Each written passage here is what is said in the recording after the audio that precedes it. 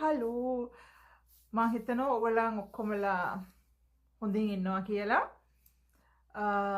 මට හිතුණා ගොඩක් මං අන්තිමටම දාපු ඒ chosen ones කියන වීඩියෝ එකෙන් ගොඩක් ලයික්ස් එහෙම මට ලැබිලා තිබුණා. මට ඒකෙන් තේරුම් ගියා එක පිරිසක් ඉන්නවා ඒවා ගැන අහන ඒගොල්ලොනොත්.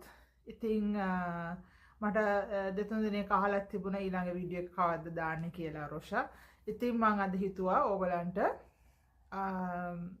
chosen ones ලා ගැන තව චුට්ටක් කතා කරන්න. මොකද අපි ගොඩාක් අපේ සමාජයේ ගොඩාක් ඒගොල්ලන් ඉන්නවා මේ අතර. අපිට ඒ වුණාට අපි දන්නේ නැහැ අපි ඇත්තටම මොකක්ද මෙතන වෙන්නේ කියන එක. ඉතින් ඒකින්ද මට හිතුණා අද ඕගලන්ට chosen ones කියන එක ගැන තව චුට්ටක් කතා කරන්න.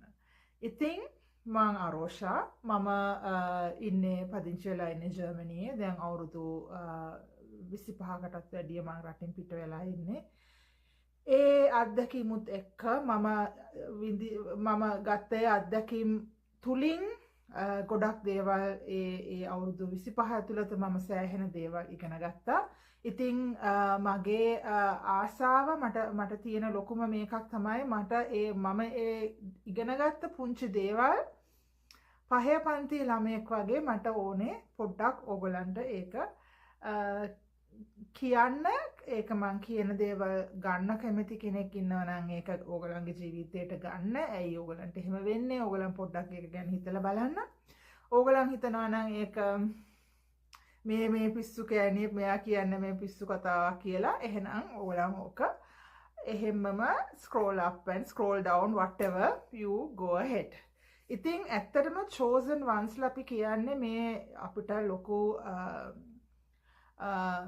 මොකක්ද ඒකට කියන්නේ අපිට සමාජයේ කාටවත් ඉහළින් ඉන්න කෙනෙක්වත් වැඳුම් පිඳුම් දෙන්න කෙනෙක්වත් එහෙම කෙනෙක් නෙවෙයි. chosen ones ලා කියන්නේ ඇත්තටම අපි මේ ආත්මයට එනකොට විශ්වයෙන් තෝරාගත් අපිත් ඒ විශ්වයෙන් තෝරාගත් ගමනට ආපු ආත්ම තමයි chosen ones කියලා කියන්නේ. ඉතින් ඇත්තටම මේ chosen ones ලාට ජීවිතේ සෑහෙන බලපෑම් challenges මහ තොගයක් තියෙනවා අභියෝග. ඉතින් එකක් තමයි එක ලක්ෂණය තමයි ඒගොල්ලන්ගේ ළමා කාලේ ඉඳන් ඒගොල්ලන්ගේ ජීවිතයේ සෑහෙන අභියෝග ගැටීම් කම්කටොළු difficult situations අසීරු තත්වයන් ඒ වගේ ඒවට ඒගොල්ලන් මූණ දෙලා තියෙනවා. එතකොට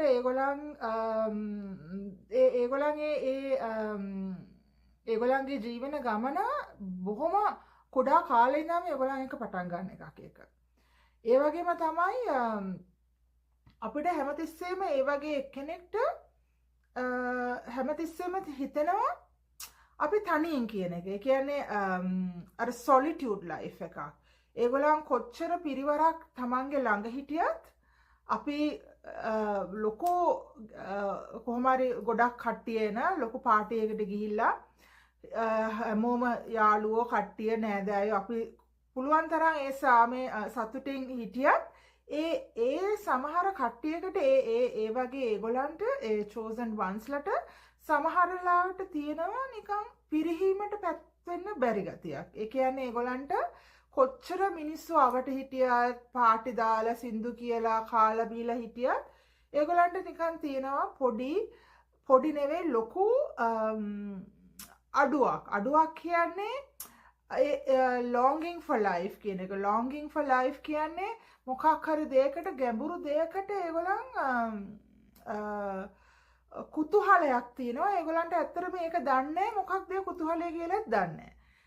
ඒ වගේම තමයි ඒ වගේ chosen ones ලාගේ කිසි දෙයක් අපිට හිතුව විදියට කරන්න හම්බ වෙන්නේ නැහැ. ඒගොල්ලන් ඇත්තටම දැන් අපි කියන්නේ සාමාන්‍ය විදියට අපිට මේ සමාජයේ සාමාන්‍ය විදියට අපිට ජීවත් වෙන්න ඒකේ අමාරුයි. මොකද ඒ කියන්නේ අපි මොකක් හරි පටන් ගත්තොත් ඒ වගේ ඒ chosen ones විශ්වෙන් තෝරාගත්ත කෙනෙක් මොනවා හරි දෙයක් පටන් ගත්තොත් ඒක ලේසින් කරන්න හම්බ වෙන්නේ ඒක රස්සාවක් වෙන්න පුළුවන් එක්කෝ ඒක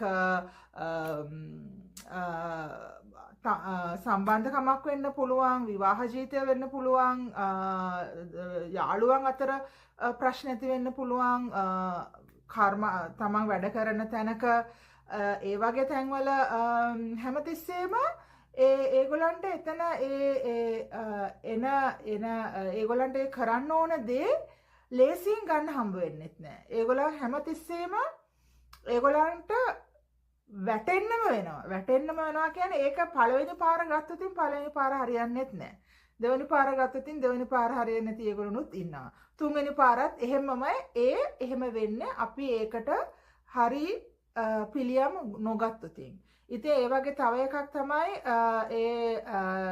chosen ones ලා කියන ඒගොල්ලන් ඇත්තටම අපි අපේ සමාජයේ අපේ පවුලකට එන්නේ ඒගොල්ලන් එක්කෙනාට එක්කෙනා ඒ මානසික නෙවෙයි ඒකට කියන්නේ අපි එක්කෙනාට එක්කෙනා ආධ්‍යාත්මික පැත්තෙන් ආත්මීය පැත්තෙන් එක්කෙනාට එක්කෙනා දියුණු වෙන්න. ඉතින් අපේ ගොඩක් ඔය දැන් ගත්තොතින් අපේ සමාජයේ අපිට ඇහිලා තියෙනවා කියන ඒවා මෙයා නම් අපේ පවුල කෙනෙක් වෙන්න බෑ කරන කිසිම දෙයක් මේ විදිහට කරන්නේම අනිත් පැත්ත එහෙම තමයි. ඒගොල්ලන්ගේ ඇත්තටම ඒක ඒගොල්ලන් ගෙනාපු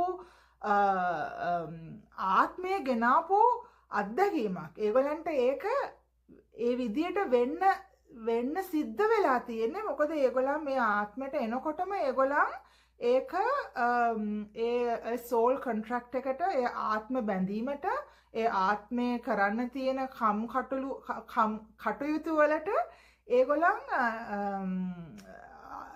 ඒකට agree වෙලා ඒගොල්ලන් ඒකට කැමති වෙලා තමයි අපි මේ ජීවිතයට ආවේ. ඉතින් ගොඩක් වෙලාවට ඒ වෙන දේවල් ඒගොල්ලන් එහෙම ආත්මයක් ඉන්නේ හරිම කලාතුරකින් කියන්නේ මොකද ඒගොල්ලන් සමාජයේ කොටසක් හැටියට ගත්තොතින් ඒගොල්ලන්ගේ ජීවිතය දිහා බැලුවොතින් ඒගොල්ලන් ගොඩක් ඒගොල්ලන්ගේ ජීවිතය අපිට කියන්න බෑ සාමාන්‍යයි කියලා. මොකද හැම දෙයක්ම ඒගොල්ලන්ගේ ජීවිතේ වෙන්නේ ඒගොල්ලන් හිතන විදියට සමාජයේ ගත්ත හින්දා මේගොල්ලන් ඇත්තටම ජීවිතේ ගෙනියන්නේ සෑහෙන සටනක්.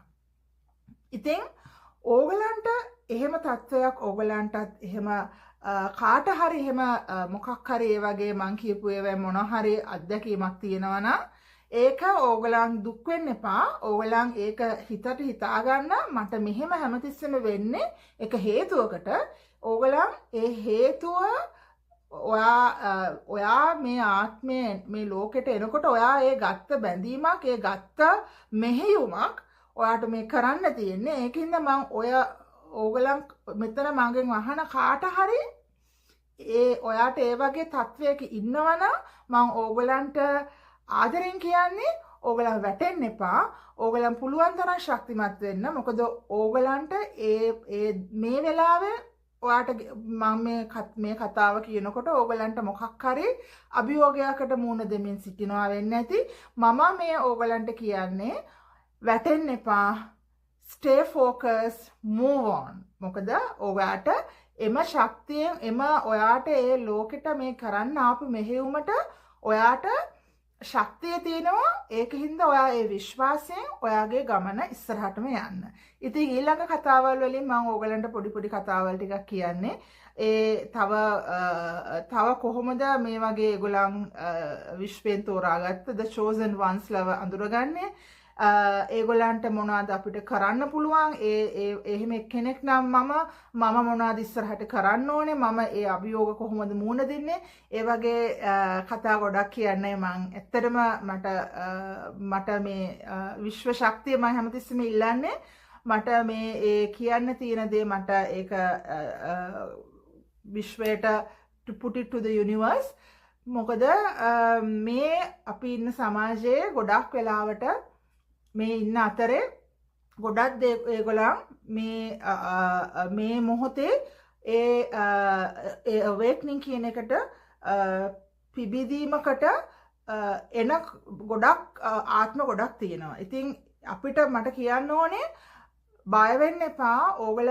ඕගලන්ට එන ඒ වෙන පරිවර්තනය that transformation එක ඕගලන්ට පුළුවන් තරම් ඕගලන්ව එතන අභියෝග වලට මුහුණ දීලා එතනින් ඕගලන් වැටිලා හැම දෙයකින්ම ඕගලන් පරිණත වෙන්නේ ඕගලන්ට ඒ ජීවිතේ ඔයා තේරුම් ගත්ත දාට මට මෙහෙම වෙන්නේ මේකයි.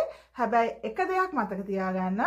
ඔයා කොයිම වෙලාවකවත් හිතන්න එපා අනේ මට මේක වුණා මට අනිත් ඒගොල්ලන්ට වෙන දේවල් මට වෙන්නේ වෙන දේවල් මටත් මෙහෙම ඉන්න ආසයි. ඔයා එහෙම හැමතිස්සෙම කනස්සල්ලෙන් ඉන්නවනම් ඔයාට මේ ගමන යන්න අමාරුයි. ඉතින් ඔබ සැමට මම ඔයගලන්ට ආදරයෙන් ඉල්ලා සිටින්නේ අර මං කලින් කිව්වා වගේ ඔයාට මේකේ මොකක් හරි ගන්න තියෙනවා නම් ඔයා ඒකට අහුම්කම් දෙන්න. ඔයාට ඒක ගැලපෙන්නේ නැහැ කියලා හිතනවා නම් මං ආදරණීයෙන් ඔයගලන්ගෙන් ඉල්ලා සිටින්නේ මේ වීඩියෝ එක ඔයගලන් scroll up or scroll down and just ignore it. but මේක කාට හරි ලැබෙන්න තියෙන කෙනෙක් නම් ඕගලන් මම ඕගලන්ට කියන්නේ මට ඒකට resonate වෙනවා නම් ඕගලන් මට ඒකට ආකර්ෂණය වෙනවා නම් මගේ ඒ කියන ඒවට මම ඕගලන්ට කියන්නේ අද stay focused, move on. Arosha.